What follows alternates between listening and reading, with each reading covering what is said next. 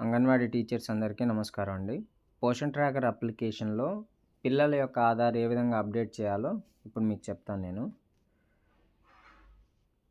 ముందుగా మనం పిల్లల్ని వాళ్ళ తల్లిదండ్రుల ఆధార్ తోటి నమోదు చేసి ఉన్నాం కదా!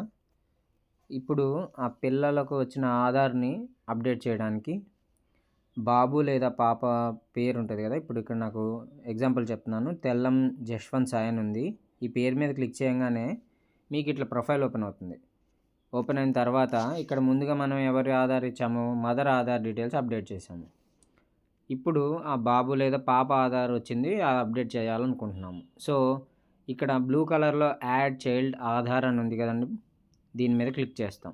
చేస్తే మొదటగా చైల్డ్ ఆధార్ నెంబర్ అడుగుతుంది. ఇక్కడ మనము బాబు లేదా పాప యొక్క ఆధార్ నెంబర్ ఎంటర్ చేస్తాము. తర్వాత ఆ చిల్డ్రన్ ఫుల్ నేమ్, ఆ పాప లేదా బాబు యొక్క పూర్తి పేరు ఆధార్‌లో ఏ విధంగా ఉందో ఆ విధంగా నమోదు చేయాలి. నెక్స్ట్ వాళ్ళ డేట్ ఆఫ్ బర్త్ ఆధార్‌లో ఉన్న విధంగా నమోదు చేసి